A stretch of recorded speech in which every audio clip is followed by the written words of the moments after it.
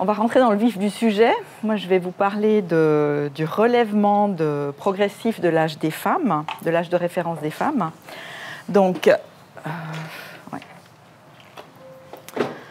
Donc, concernant ce relèvement, qu'est-ce que la réforme nous amène? La réforme, elle nous apporte déjà un changement au niveau de la notion d'âge de la retraite. Avec la réforme, l'âge de la retraite est remplacé par la notion d'âge de référence.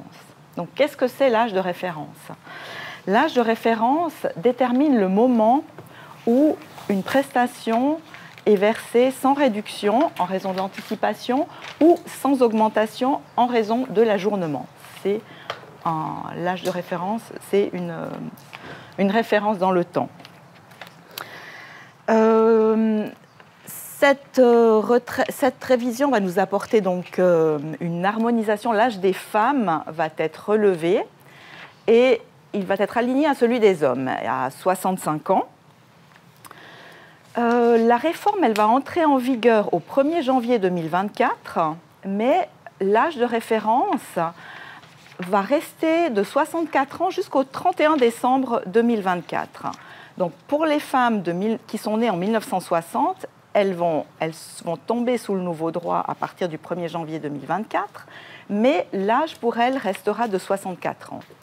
La première cohorte de femmes qui sera touchée par l'augmentation de l'âge de référence sera les femmes de 1961, puisque le relèvement va commencer au 1er janvier 2025 et se fera par tranche de 3 mois. Pour les années de 1961, donc en 2025, 3 mois. Pour les années de 1962, en 2026, l'âge sera relevé de 6 mois. En 2027, pour les femmes nées en 1963, l'âge sera relevé de 9 mois. Et finalement, pour les femmes nées en 1964, l'âge sera de 65 ans. Ce qui nous amène en 2029. Donc, dès 2029, l'âge de référence, il sera pour tout le monde de 65 ans.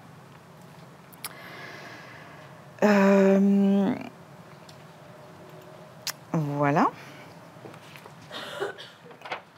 Là, on a une petite représentation progressive de ce que je viens de vous expliquer par rapport à cette progression de plus 3, plus 6 et plus 9 mois pour les femmes qui seront touchées par le relèvement progressif. Si on prend par exemple une femme qui est née en mars 1962, comme elle est née en 1962, son âge sera augmenté de 6 mois. Donc ça fait mars, ça fera avril, mai, juin, juillet, août. En septembre, elle atteindra l'âge de référence et elle aura droit à la rente à partir du mois d'octobre. C'est bon? Là, sur ce tableau, on voit les l'échelonnement, comment le début du droit à la rente sera étalé, échelonné en fonction de l'ajout de ce relèvement de plus 3, plus 6 et plus 9 mois. Donc, pour les femmes de 1961, on aura un début du droit à l'âge de référence au plus tôt à partir du mois de mai 2025, qui va se prolonger jusqu'à avril 2026. Femmes de 62, à partir du mois d'août 2026 à juillet 2027. 63, de novembre 2027 à octobre 2028. Alors, concernant le traitement de ces femmes touchées par le relèvement progressif de l'âge de référence, donc 61, 62, 63, le principe, c'est qu'on va traiter toutes les femmes nées une même année de la même manière. Donc, on aura, durant une même année civile, des femmes qui atteindront l'âge à des âges de référence différents. Pour déterminer l'âge de référence, il faudra toujours se fonder sur la date de naissance de la personne. C'est ça qui va déterminer le moment auquel elle atteindra l'âge de référence. Pour ces femmes de 61, 62, 63, on a opté pour la durée de cotisation maximale. Donc la durée de cotisation maximale restera à 43 ans. indépendamment du fait que pour chacune d'elles, elle va se prolonger de 3, 6 et 9 mois. Pour elles, ces trois classes d'âge restent à la classe d'âge actuelle de 43 ans. Les périodes de cotisation supplémentaires pourront être utilisées pour combler des lacunes de cotisation, comme actuellement les mois dans l'année du droit. En fait, tout ce qui a été calculé, tout ce qu'elles auront travaillé en plus, pourra être utilisé en complément, mais toujours en bornant sur une classe d'âge maximale, une durée de cotisation maximale de 43 ans. Donc certaines seront favorisées, voilà quoi. C'est un choix qu'on a fait.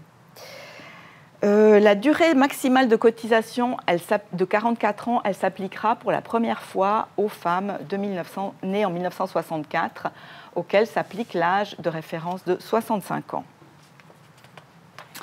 Donc, compte tenu du fait qu'il y a ce relèvement progressif et qu'on a fait ce choix des 43 ans de bloquer la durée maximale à 43 ans, on va se retrouver pour certaines femmes qui sont nées à partir du 1er octobre 61, du 1er juillet 62 et du 1er avril 63. Pour ces femmes, vu que leur durée de cotisation est prolongée, elles vont tomber sur l'année suivante pour l'accomplissement de l'âge de référence. Donc, qu'est-ce que ça veut dire pour ces femmes-là? C'est qu'en fait, pour ces femmes-là, elles pourront déjà avoir une année supplémentaire de cotisation.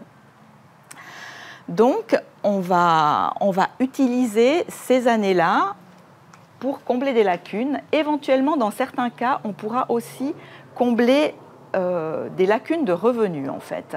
Puisque pour ces femmes-là, on reste sur l'année de niveau. Pour ces femmes-là, leur année de niveau reste l'année de l'accomplissement des 64 ans. Il faut réfléchir comme ça, en fait. Donc, leur année, pour déterminer l'échelle, on va rester sur le 43. L'année de niveau, ça reste celle-ci. Par contre, pour le calcul du RAM, du revenu qui sera pris en considération, on pourra le prendre jusqu'au 31 décembre qui précède l'âge de référence. Je vais faire un petit dessin. Ou est-ce que tu veux faire le petit dessin? Je fais le petit dessin. Je me lance et puis si jamais... Tu veux? Hein? Ouais, j'y vais. Je le fais ici ou bien là-bas? Oui. Je peux me déplacer? Ok. Alors, pardon. Je vais prendre la femme en octobre 62. Ok. Donc, c'est juste parce que ce concept-là, ça joue. Voilà. Donc, si on prend... Donc, c'est vraiment ces classes d'âge qui tombent sur l'année suivante. C'est un peu particulier. Donc, si on prend la femme, disons qu'elle est de 1962, elle a donc 62 ans plus 6 mois, on est en 2026.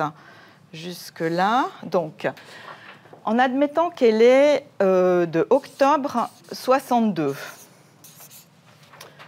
elle atteindra l'âge de référence en mai, donc plus 6 mois, en mai, octobre, novembre, décembre, janvier, février, mars, avril. Donc en avril, elle atteint l'âge, et au mois de mai 2027, elle aura l'âge de référence. Donc là, on est en 2026. Donc, si on prend 2027 qui commence là,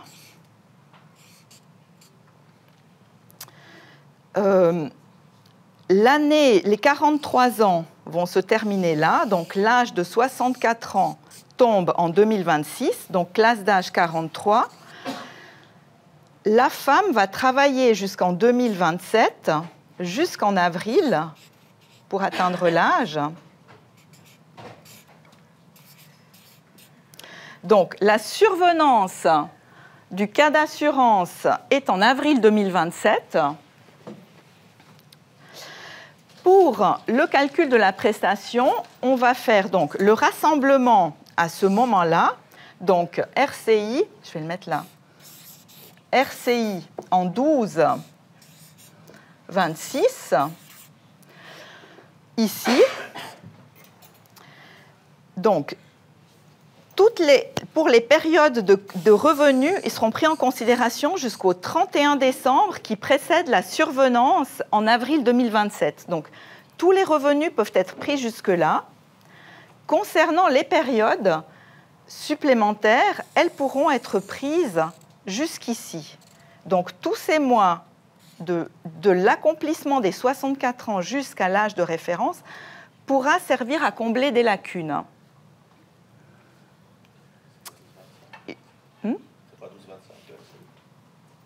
Non, c'est 12-26. Si elle est de juillet 62, elle a 64 ans en 2026. Ah oui, pardon. Non, non, c'est juste, parce que c'est 12-26, parce qu'elle a l'âge de référence, elle l'atteint en avril 2027. Des personnes qui peuvent avoir plus d'une année pour boucher des lacunes. Oui, ben justement, c'est ça. Mais là, il n'y a que 4 mois. Elle a 3 mois ici, elle a 6 mois en plus. Parce que le rassemblement se fait toujours au 31 décembre qui précède le cas d'assurance. Là,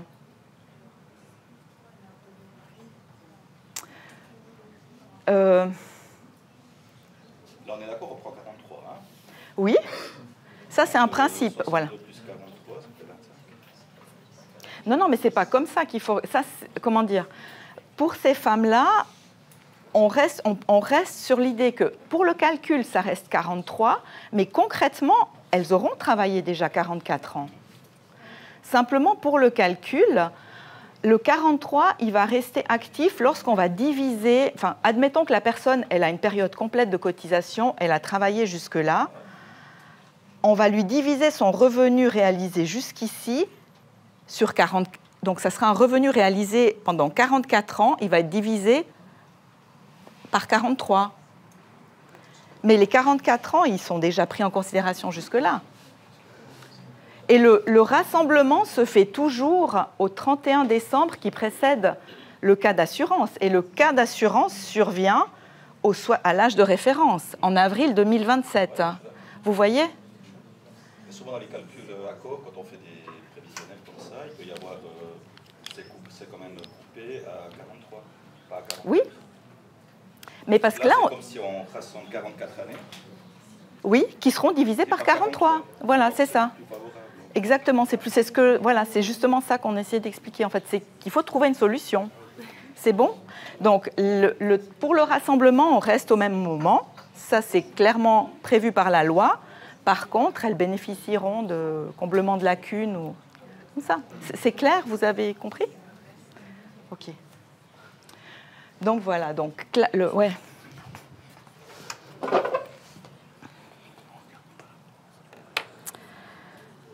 Alors voilà, concernant ces femmes qui peuvent réaliser une période supplémentaire, qui sont déjà sur 44 ans.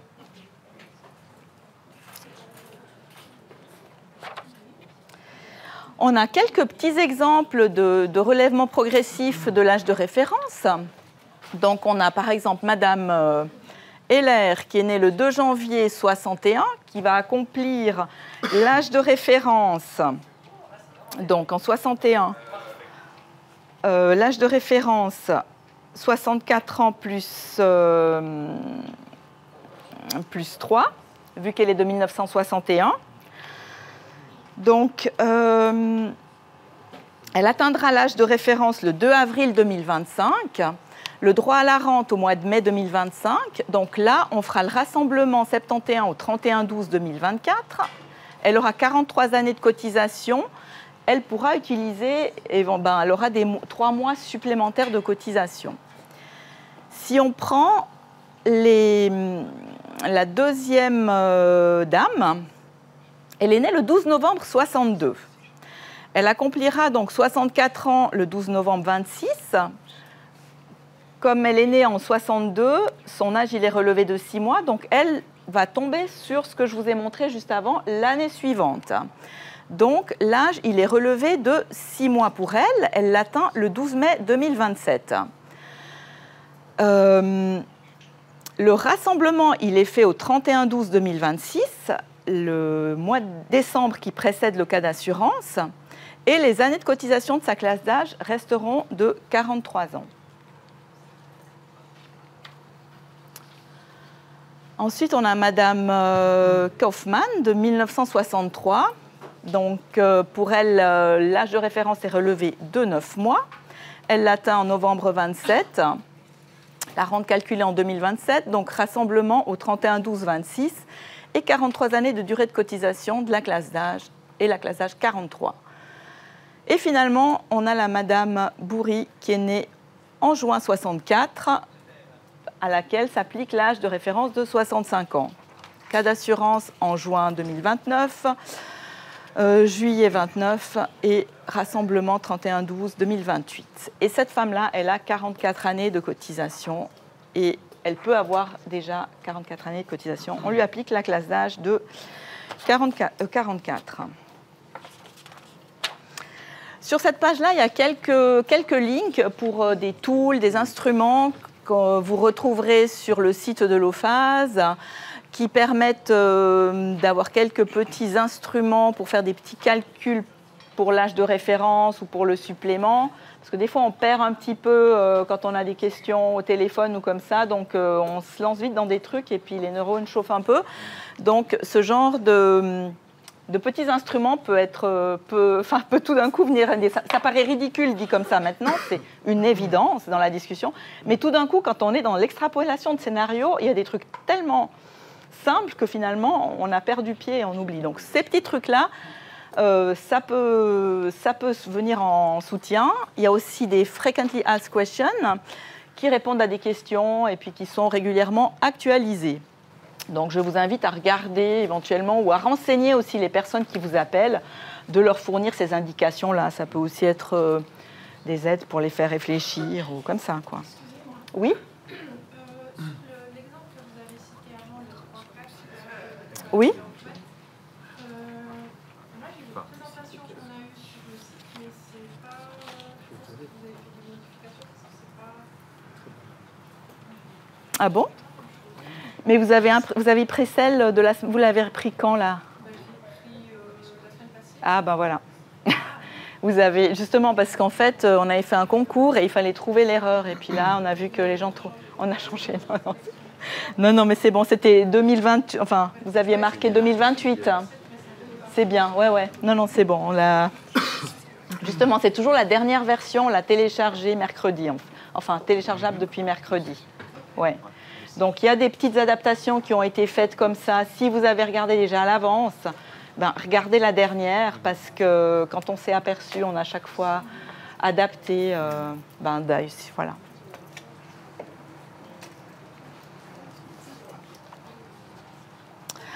Alors, qu'est-ce qui va se passer? Donc, étant donné qu'on a ce relèvement progressif de l'âge de référence, on a certaines femmes, en particulier, spécifiquement celles nées en 1960 et 1961, qui auront la possibilité d'anticiper soit sous l'ancien droit, soit sous le nouveau. Donc, les femmes de 1960, y compris celles nées en décembre, c'est important, on réfléchit toujours en survenance du cas d'assurance. Donc la femme qui est née en décembre, même si elle a un droit qui naît l'année suivante, on réfléchit toujours au cas d'assurance qui survient.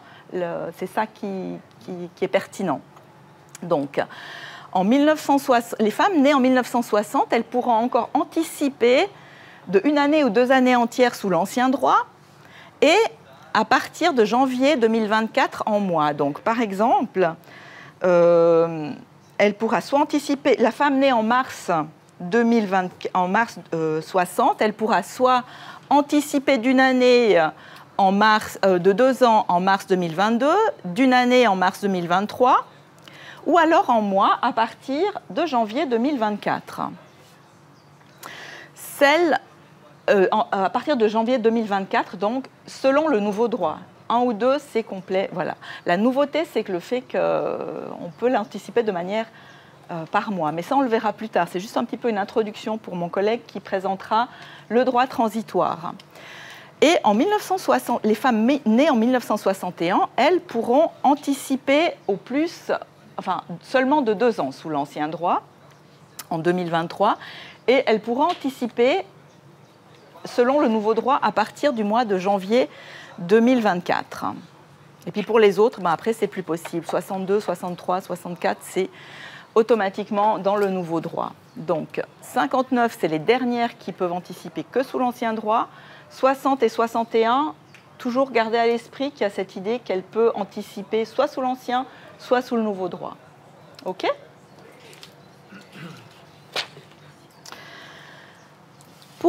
Alors, étant donné que ces femmes, elles vont devoir travailler un peu plus, que ça fait un changement, il y a des mesures de compensation qui ont été prévues pour une génération transitoire qui commence en 1961 et qui se termine en 1969.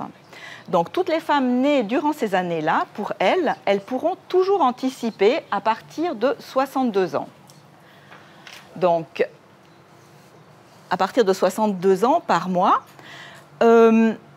Pour ces femmes-là, comme mesure, c'est qu'on pourra, soit elles décident, si elles décident d'anticiper leur rente avant l'âge de référence, elles pourront bénéficier d'un taux d'anticipation plus favorable.